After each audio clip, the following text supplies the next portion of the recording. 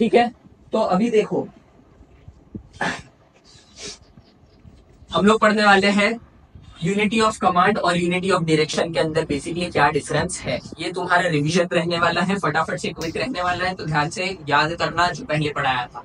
Unity of command किस चीज के ऊपर फोकस करता है? यूनिटी ऑफ कमांड फोकस करता है सुपीरियर सबऑर्डिनेट रिलेशनशिप के ऊपर। किसके रिलेशनशिप के ऊपर? सुपीरियर और सबऑर्डिनेट के बीच में कैसा रिलेशनशिप है, उस चीज के ऊपर ये फोकस करता है। ठीक है, employee receive orders from one superior only. ये फंडा तुम्हारा किस चीज के ऊपर फोकस करता है कि एम्प्लॉई को ऑर्डर्स रिसीव करने हैं एक ही बंदे से। किस बंदे से? तुम्हारा एक ही सुपीरियर होना चाहिए जो तुमको ऑर्डर्स देगा। समझ में आया? One superior only. ठीक है, employee should be accountable to one superior only.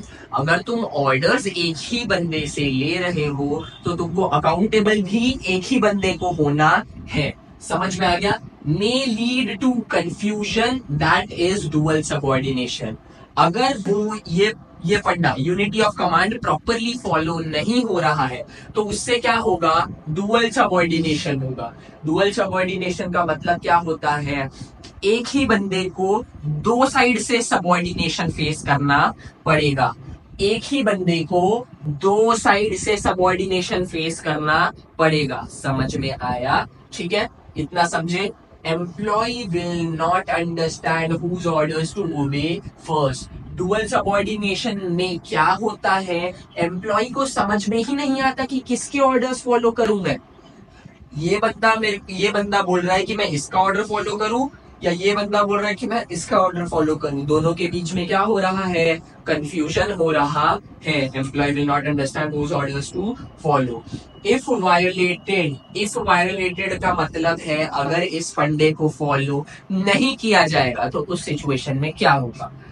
इसका मतलब है अथॉरिटी इज अंडरमाइंड। अगर वायलेट होगा तो अथॉरिटी क्या हो जाएगी? अंडरमाइन हो जाएगी। अंडरमाइन का मतलब क्या होता है? अंडरमाइन का मतलब होता है डैमेज। तुम्हारी जो भी अथॉरिटी है ना उसको डैमेज पहुंचेगा। समझ में आया?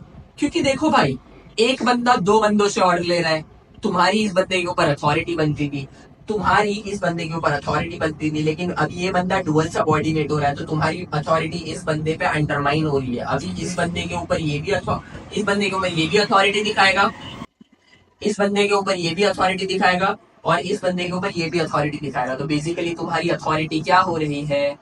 अंडरमाइन हो रही है। क्या हो रही है? तुम्हारी अथॉरिटी अंडरमाइन हो रही है। समझ में आ गया? ठीक है, अब डिसिप्लिन इज इन डेंजर।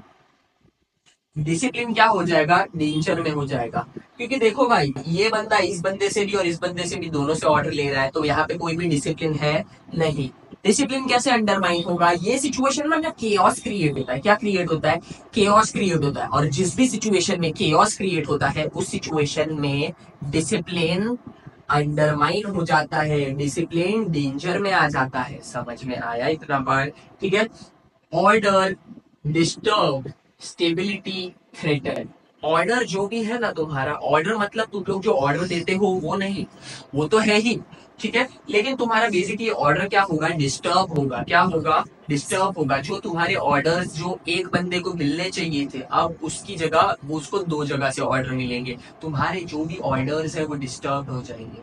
दूसरा ऑर्डर क्या डिस्टर्ब होगा पता है? एक होता है ना लॉ एंड ऑर्डर, पता है लॉ एंड ऑर्डर, वो वाले ऑर्डर की बात चल रही है। वो ऑर्डर भी डिस्टर्ब होगा। ऑर्डर मतलब कोई चीज कैसे कैसे कैसे काम करती है, कैसे कैसे कैसे वो चीज सही तरीके से चल रही है, वो भी क्या हो जाएगा? डिस्टर्ब हो जाएगा। तुम जो ऑर्डर दे रहे हो वो भी डिस्टर्ब होगा, और जो तुम्हारा प्रॉपर कोई भी काम चल रहा है ऑर्गेनाइजेशन में, ऑर्डर में जो काम चल रहा है वो भी डिस्टर्ब हो जाएगा। Next thing is stability is threaten. ऐसी सिचुएशन में ना एम्प्लॉय स्टेबल नहीं रह पाता है। एम्प्लॉय स्टेबल नहीं रह पाता है। मैं इसकी बात सुनूं कि मैं इसकी बात सुनूं, स्टेबिलिटी थ्रेटन हो जाती है। समझ में आया? क्या हो जाती है? थ्रेटन हो जाती है। इसका एक बहुत ही प्रीमियम एग्जाम्पल होगा कि प्रोडक्शन मैनेजर जो है, इसका प्रोडक्शन मैनेजर जो है वो बोलता है कि तुम लोग प्रोडक्शन की स्पीड को कम कर दो, प्रोडक्शन की स्पीड को क्या कर दो? कम कर दो। ठीक है, लेकिन तुम्हारा सेल्स मैनेजर क्या बोलता है? कि प्रोडक्शन की स्पीड को बढ़ा दो। क्या बोलता है, प्रोडक्शन की स्पीड को बढ़ा दो। दोनों के बीच में क्या हो रहा है, कोऑर्डिनेशन जम रहा है, एक कुछ और बोल रहा है, दूसरा कुछ और बोल रहा है, दोनों के बीच में कोऑर्डिनेशन नहीं जम रहा है। ठीक है, प्रोडक्शन मैनेजर बोलता है स्लो कर दो, सेल्स मैनेजर बोलता है बढ़ा दो, सेल्स मैनेजर बोलता है बढ़ा दो क्योंकि हम लोग के पास पेंडिंग ऑर्डर्स है। अब तुमको जेन्युइनली लगता है पूरी टीम कंफ्यूज हो जाएगी, पूरी टीम कंफ्यूज हो जाएगी। एक बंदा क्या बोल रहा है, बढ़ा दो, एक बंदा बोल रहा है कम कर दो, पूरी टीम कंफ्यूज हो जाएगी कि भाई प्रोडक्शन की स्पीड बढ़ा दे कि कम कर दे। पूरी की पूरी टीम कंफ्यूज हो जाएगी, और पूरी की पूरी टीम कंफ्यूज तो होगी ही, प्रोडक्शन मैनेजर और सेल्स मैनेजर के बीच में there is a term called ego clash. क्या होगा, ईगो क्लैश होगा। क्या होगा, ईगो क्लैश होगा। एंड जेन्युइनली बता रहा हूं, ego clash is not good for any organisation in the long run. अगर पूरी ऑर्गेनाइजेशन में ईगो क्लैशेस हो रहे हैं, मतलब तुम्हारी ऑर्गेनाइजेशन का लॉन्ग टर्म ऑब्जेक्टिव थ्रेटन्ड है। क्योंकि यहाँ पे जब भी ईगो क्लैश होता है ना, तुम्हारा एक प्रिंसिपल फॉलो नहीं होगा, हार्मनी नॉट डिस्कॉर्ड, है ना। क्योंकि ईगो क्लैश मतलब डिस्कॉर्ड भाई, लोगों के बीच में ईगो क्लैश हो रहा है मतलब लोगों में हार्मनी नहीं है, तो तुम्हारा हार्मनी और हार्मनी और ऑफ डिस्कॉर्ड वायलेट हो जाएगा। Harmony not Discord, sorry, harmony not Discord क्या हो जाएगा, वायलेट हो जाएगा। ठीक है, तो देखो ये करेक्ट चीज है भाई। तुम्हारी केस स्टडी में तुम लोग को आइडेंटिफाई करने के लिए ये दिया जाएगा, तो तुम ऑटोमेटिकली समझ जाओगे क्या चल रहा है। यूनिटी ऑफ कमांड, एक बंदा एक बंदे को ऑर्डर दे रहा है, एक बंदा एक ऑर्डर बंदे को ऑर्डर दे रहा है, तो ये तुम्हारा करेक्ट फॉर्मेट है, ये तुम्हारा क्या है, करेक्ट फॉर्मेट है। बट ये चीज देखो, ईगो क्लैशेस, ईगो क्लैशेस, यहाँ पे क्या हो रहा है, ईगो क्लैशेस हो रहा है। क्यों, क्योंकि ये दोनों ही एक बंदे को ऑर्डर दे रहे हैं, ये दोनों ही एक बंदे को ऑर्डर दे रहे हैं, ये दोनों ही एक बंदे को ऑर्डर दे रहे हैं। समझ में आया, तो ये क्या हो जाएगा, तुम्हारा स्टेबिलिटी थ्रेटन हो जाएगी, और ये यहाँ पे यूनिटी ऑफ कमांड फॉलो बिल्कुल भी नहीं होगा। ये हो गया तुम्हारा फर्स्ट पार्ट। ठीक है, second part is unity of direction. Unity of direction, unity of direction क्या बोलता है, तुम्हारे डायरेक्शन में, तुम्हारे, तुम जिस पाथ पे चल रहे हो उसमें यूनिटी होनी चाहिए। क्या होनी चाहिए, यूनिटी होनी चाहिए। Unity of direction, unity of direction किस चीज के ऊपर फोकस करता है, तुम्हारा यूनिटी ऑफ डायरेक्शन फोकस करता है तुम्हारे ऑर्गेनाइजेशनल गोल के ऊपर। किसके ऊपर फोकस करता है, ऑर्गेनाइजेशनल गोल के ऊपर। ऑर्गेनाइजेशनल गोल के ऊपर फोकस चल रहा है, इसका मतलब क्या है, पूरी की पूरी ऑर्गेनाइजेशन किस गोल को अचीव करना चाहती है उसके ऊपर फोकस है। समझ में आ गया। ऑल यूनिट्स और डिपार्टमेंट्स, इसके अंदर हम लोग बात करते थे सुपीरियर और सबऑर्डिनेट की, इसके अंदर हम बात करेंगे all units of production, all units of departments.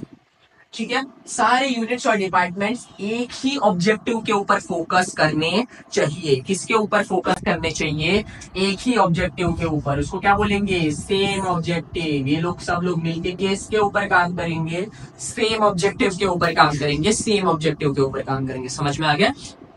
इस सिचुएशन में क्या होगा पता है, अगर तुम यूनिटी ऑफ डायरेक्शन फॉलो करते हो, अगर तुम यूनिटी ऑफ डायरेक्शन फॉलो करते हो, उस सिचुएशन में तुम्हारे एफर्ट्स जो भी है ना वो कोऑर्डिनेटेड रहेंगे। कैसे रहेंगे तुम्हारे एफर्ट्स, कोऑर्डिनेटेड रहेंगे। अगर तुम ये फॉलो नहीं करोगे तो तुम्हारे एफर्ट्स अनकोऑर्डिनेटेड हो जाएंगे।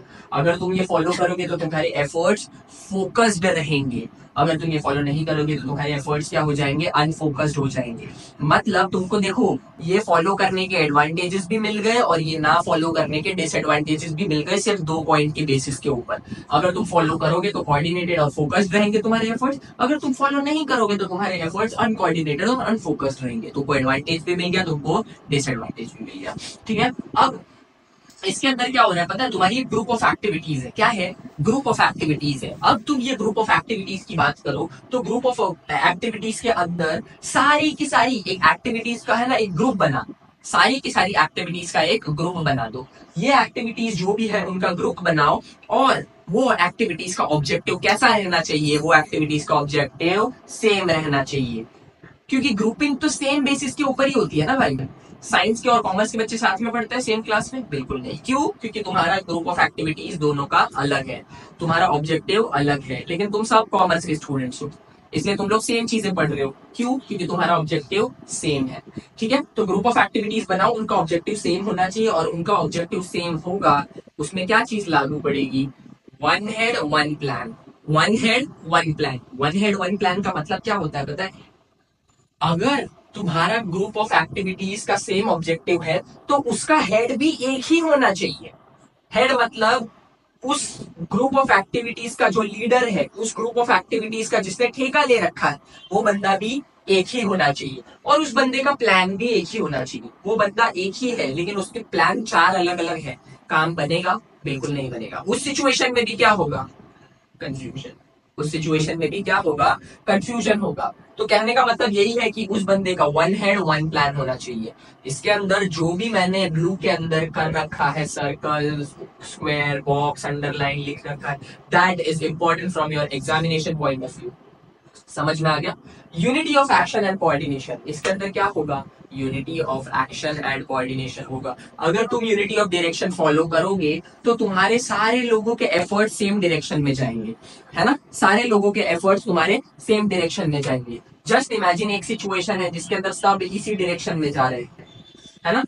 एक बॉक्स है, उसको धक्का मारना है, उसको धक्का मारना है। ये सिचुएशन है ना, ये सिचुएशन। और दूसरी सिचुएशन ले लो तुम लोग, है ना? एक बॉक्स है, उसको धक्का मारना है, ठीक है? तीन लोग इधर से धक्का मार रहे हैं और एक बंदा सामने से धक्का मार रहा है, ठीक है? कौन सी सिचुएशन में काम ज्यादा एफिशिएंटली हो रहा है? ऊपर वाली सिचुएशन में। कौन सी सिचुएशन में काम ज्यादा एफिशिएंटली हो रहा है? ऊपर वाली सिचुएशन में। ऊपर वाली सिचुएशन में काम एफिशिएंटली क्यों हो रहा है? यूनिटी ऑफ एक्शन, सारे लोग मिलके एक्शन एक ही डायरेक्शन में कर रहे हैं, सारे लोगों के एक्शंस यूनाइटेड है। यूनाइटेड का मतलब होता है एकता, ठीक है? सारे लोगों के एक्शंस यूनाइटेड है एक ही डायरेक्शन में। लेकिन दूसरे में देखो, unity of action and coordination बिल्कुल भी फॉलो नहीं हो रहा है। ये लोग उस साइड धक्का मार रहे हैं, सामने से एक बंदा इस साइड धक्का मार रहा है। तो तुम्हारी दूसरी सिचुएशन में unity of action and coordination बिल्कुल भी फॉलो नहीं हो रहा है। समझ में आ गया? अब इसके अंदर एक और चीज लास्ट समझने लायक है कि no department should overlap each other. एक डिपार्टमेंट को दूसरे डिपार्टमेंट को ओवरलैप बिल्कुल भी नहीं करना चाहिए। यहाँ पे देखो बेसिकली सॉर्ट ऑफ ऐसा ही हुआ। एक डिपार्टमेंट का बंदा दूसरे डिपार्टमेंट के बंदे को ओवरलैप कर रहा है। सेम सिचुएशन यहाँ पे यही होगी। वहां पे एम्प्लॉई सब सुपीरियर सबॉर्डिनेट की बात हो रही थी, यहाँ पे किस चीज की बात हो रही है? यहाँ पे बात हो रही है डिपार्टमेंट्स की। एक डिपार्टमेंट दूसरे डिपार्टमेंट को बिल्कुल भी ओवरलैप नहीं करना चाहिए, क्योंकि अगर वो करेगा तो दोनों ही डिपार्टमेंट के लिए और पूरी की पूरी ऑर्गेनाइजेशन के लिए काम बढ़ जाएगा, कंफ्यूजन अराइज होगा और प्रॉब्लम्स भी बढ़ जाएगी, ठीक है? अब ये प्रिंसिपल फॉलो करोगे ना तो इसके कुछ पॉजिटिव इफेक्ट्स होंगे। पॉजिटिव इफेक्ट्स क्या होंगे? गोल अचीवमेंट, पूरे के पूरे ऑर्गेनाइजेशन का गोल आसानी से अचीव हो जाएगा। सिचुएशन ये वाला, सब लोग देखो फटाफट से बॉक्स को धक्का मारेंगे और एक जगह पे आराम से फटाफट से टाइम के अंदर पहुंचा देंगे, सबके मेहनत भी कम लग रही है। इस सिचुएशन में देखो सब लोग, तीन बंदे ये साइड काम कर रहे हैं, एक बंदा सामने से काम कर रहा है। इस सिचुएशन में तीनों बंदों को मेहनत भी ज्यादा लगेगी, काम भी ज्यादा लगेगा, टाइम भी ज्यादा लगेगा, एफर्ट्स भी ज्यादा लगेंगे, सब कुछ वेस्टेज हो रहा है। समझ में आया? ठीक है? गोल अचीवमेंट फर्स्ट प्रोसेस में इजी हो जाएगा, सेकंड वाले में नहीं होगा। यूनिफिकेशन ऑफ एफर्ट्स, यूनिफिकेशन का मतलब है सारी चीजें मिक्स होकर एक ही बन रही है। यहाँ पे देखो this plus this plus this plus this, सारी चीजें मिक्स होकर एक ही एफर्ट बना रही है। चार छोटे एफर्ट्स लेके एक बड़ा एफर्ट बना रहे हैं। इस सिचुएशन में देखो तीन एफर्ट्स साथ में हो रहे हैं, एक एफर्ट अगेंस्ट हो रहा है ना? यहाँ पे तुम्हारी एक एफर्ट ऐसे ही वेस्ट जा रहा है। समझ में आया? ठीक है? तो unification of efforts, no overlapping activities, ठीक है? तुम्हारी एक्टिविटीज ओवरलैप नहीं होंगी, है ना?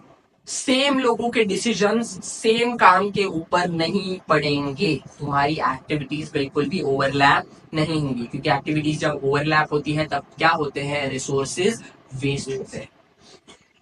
अब तुम ये चीज को वायलेट कर दोगे। वायलेट का मतलब होता है अगर तुम ये फंडे को फॉलो नहीं करोगे तो क्या होगा? अगर तुम इस फंडे को फॉलो नहीं करोगे तो तुम्हारा लैक ऑफ कोऑर्डिनेशन हो जाएगा। क्या हो जाएगा? Lack of coordination. Lack of coordination का मतलब होता है कि सब लोग मिलकर साथ में काम नहीं कर रहे हैं, सब लोग काम अलग अलग कर रहे हैं, सब लोग काम अलग अलग कर रहे हैं। तुम्हारे यहाँ पे कोऑर्डिनेटेड है, यहाँ पे कोऑर्डिनेटेड बिल्कुल भी नहीं है। समझ में आया? ठीक है? वेस्टेज, एफर्ट्स एंड रिसोर्सेज, इस बंदे के एफर्ट्स ना वेस्ट हो रहे हैं, इस बंदे के एफर्ट्स वेस्ट हो रहे हैं, और उल्टा ये बंदा जो एफर्ट कर रहा है ये बंदा उसके एफर्ट के अगेंस्ट में जा रहा है, तो इस बंदे के भी एफर्ट्स वेस्ट हो रहे हैं। दो बंदे के एफर्ट्स वेस्ट हो गए। यहाँ पे +3 है, यहाँ पे -1 है, यहाँ पे टोटल पावर लग रहा है और ऑन द बॉक्स 2, यहाँ पे total power on the box लग रहा है 4। फर्क समझ में आया? ऑलमोस्ट डबल एफिशिएंसी का फर्क आ गया। ठीक है, wastage of efforts and resources, efforts भी वेस्ट हो रहे हैं, रिसोर्स भी वेस्ट हो रहा है। तुम बोलेगे यहाँ पे कौन सा रिसोर्स वेस्ट हो रहा है? Time is also a resource, time is also a resource. मतलब अगर तुम लोग ज्यादा टाइम ले रहे हो कोई चीज करने में तो तुम्हारा टाइम भी वेस्ट होगा और वो भी एक रिसोर्स है, क्योंकि time is money, money is a resource, time is also a resource. समझ में आ गया? Organisational goal achievement becomes difficult and sometimes even not possible. तुम लोग अगर ये फंडे को फॉलो नहीं करोगे तो तुम्हारा ऑर्गेनाइजेशनल गोल अचीवमेंट डिफिकल्ट हो जाता है ना? मान लो कि ये लोग ने ना थक के गिव अप कर दिया एक पॉइंट पे, मान लो कि ये लोग ने एक पॉइंट पे थक के गिव अप कर दिया, तो तुम्हारा गोल अचीव हुआ? नहीं हुआ। ये लोग ने बीच में ही छोड़ दिया, क्योंकि ये प्रोसेस डिफिकल्ट हो गया था और तुम्हारा बॉक्स यहाँ से यहाँ तक नहीं पहुंचा। तो उस सिचुएशन में तुम्हारा ऑर्गेनाइजेशनल गोल अचीवमेंट क्या हो जाएगा? डिफिकल्ट हो जाएगा। समझ में आया? This was your difference between unity of command and unity of direction. Unity of command superior subordinate relationship के ऊपर फोकस करता है और ये तुम्हारा फोकस करता है ऑर्गेनाइजेशनल गोल्स के ऊपर और यूनिट्स और डिपार्टमेंट्स के ऊपर। कोई भी डाउट हो तो मुझे कमेंट्स में बता देना and thank you for watching. Bye.